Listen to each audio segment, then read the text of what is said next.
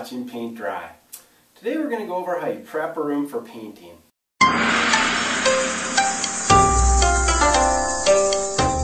Now here's a look at some of the equipment you're going to need.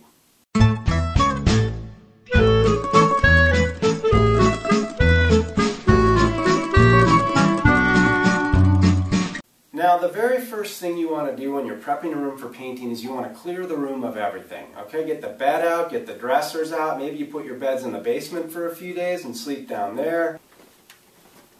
The dressers go in the living room. In the long run, it just saves a lot of time if you're not trying to work around stuff and move stuff away and do one wall at a time, etc.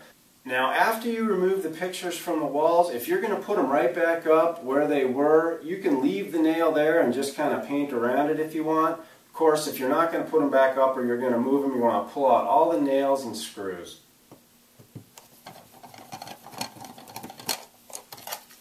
Now the next thing you want to do is just give the room a quick cleaning, okay? Take the vacuum with the brush attachment around, vacuum out the closet shelves, the windows, the baseboard, the heater. Just give everything a real quick cleaning.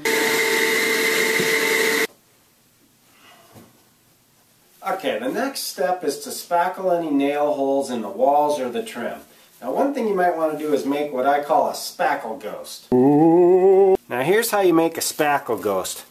Take a big scoop of spackle and stick it right in the middle of a piece of your painter's plastic. Then turn it into a ghost. Twist it. Put a piece of tape right around the neck. Then take a nail and poke a little hole right in the end of it. Now this is going to dispense spackle in a way that's much easier to get into little nail holes than if you're trying to scoop it out of the bucket every time. Now for little nail holes and thumbtack holes, just take a little bit of spackle on your finger, rub it right in there, and then get it all off the surface. Now if you have a bigger hole like this, here's what you want to do. Now the first thing you want to do is just take your finger and get any loose stuff off of there. Then put a good amount of spackle onto your putty knife here. Go right over like that. And then as few wipes as possible. And then you can even take your finger and kind of smooth out the wall around.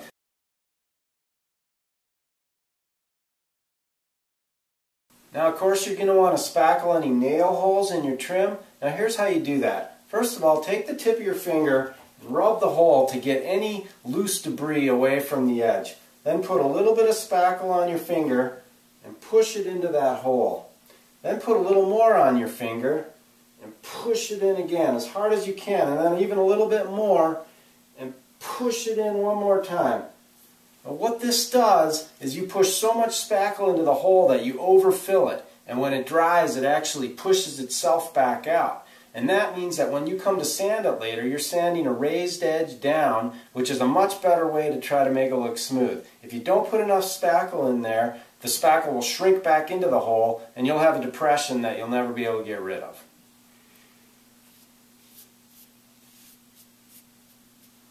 Okay, now after the spackles had time to dry, it's time to sand.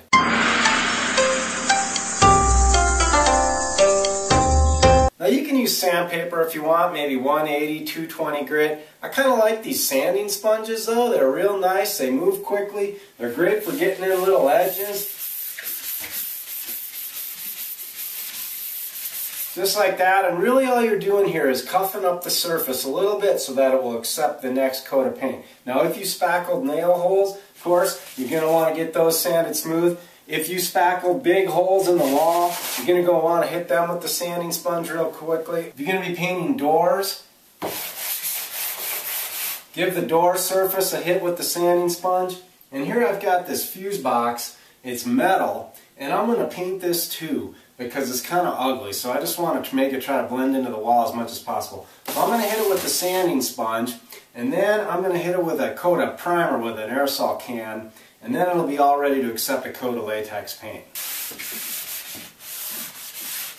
Of course, in addition to the door casings and the windows, if you've got baseboard or crown molding, you're going to want to give that a cuff with the sanding sponge.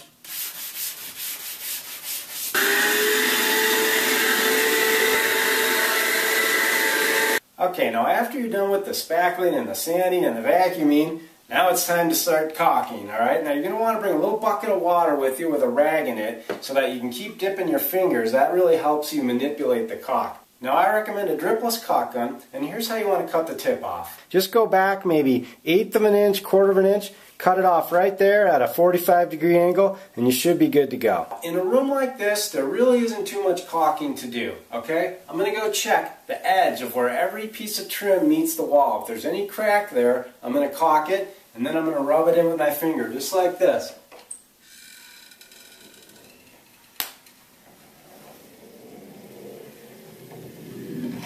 Run it down, get your finger a little wet, and just rub that caulk right in there like that. You can do it real quick.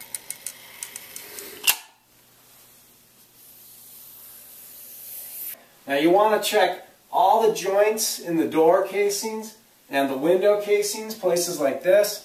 If you've got that old brown 1970s wood trim and you're going to paint it white, then you've got a lot of caulking to do on your door casings and your window casings. But really it's just a matter of going around and taking a real close look at everything. Anywhere you see a crack, you're going to want to get some caulk in there because those cracks will show up later.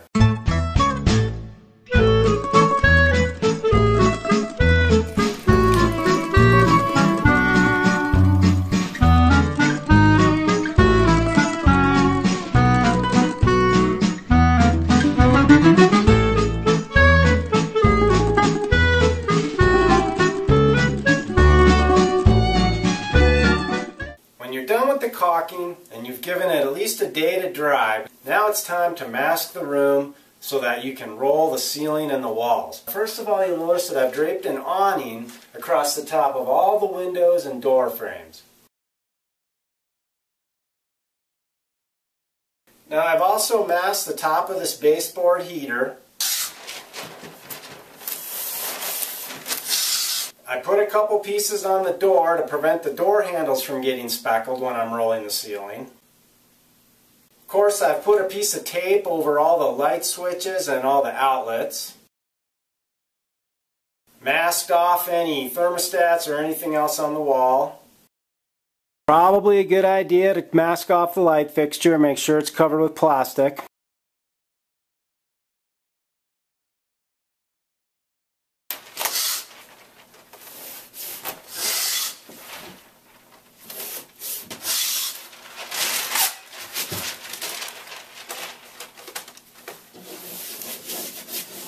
Okay, once you've got everything masked, then there's only one thing left to do in prepping the room, and that's priming. Now the thing to remember about priming is you want to be a little surgical about it. You want to take a brush and very carefully apply a little bit of primer on them, and then make sure you feather it out so that it doesn't show up later. Now if you've got big patches on the wall that need to be primed, I suggest using a weenie roller. That would help them blend in. If you start making big brush strokes in the middle of the wall, that might show up later.